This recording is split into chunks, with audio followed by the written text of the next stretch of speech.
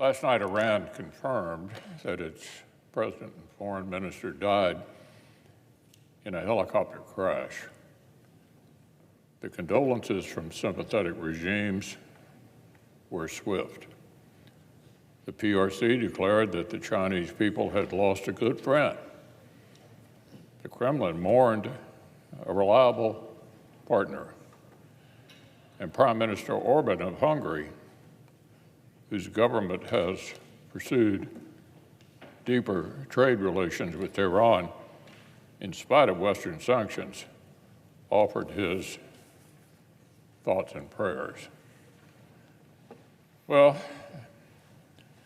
I too would like to extend my condolences to the people of Iran for their long suffering under the brutal theocratic rule of the Islamic Republic.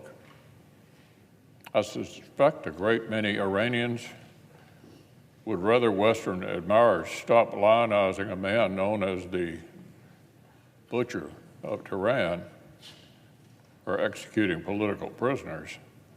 They might prefer that foreign leaders not further legitimize the regime that actively represses all of them.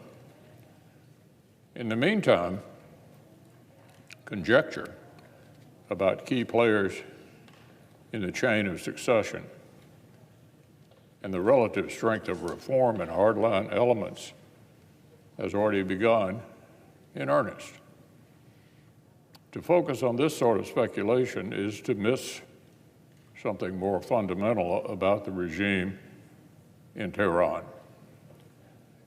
Something I warned the Biden administration about when President Raisi was installed through a customary sham election 3 years ago. We should remember the president of Iran is just a figurehead. The real power rests with the aptly named supreme leader and the state institutions he controls. Supposed reformers and moderates, along with hardliners, have come and gone from Iran's presidency without fundamentally changing how Tehran operates at home or abroad. Meanwhile, the regime's revolutionary orthodoxy has endured for decades, preserved by the clerical establishment and the IRGC. Iran's leaders, its diplomats, and its enablers abroad can say anything they want about the regime's character and outlook, but actions speak far louder than words. And for years, Tehran has moved steadily in just one direction, toward more terrorist violence abroad and more repression at home.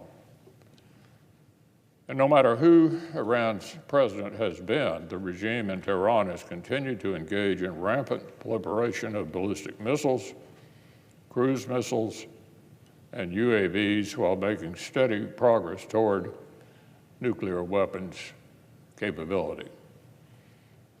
So I'd also like to extend my condolences to Iran's neighbors, who still live under the constant threat of a regime that practices what it preaches: death to Israel, death to America, war on international commerce, and chaos across the Middle East.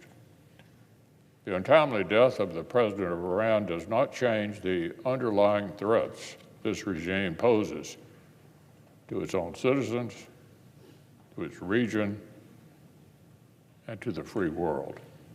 These threats continue to demand our collective attention.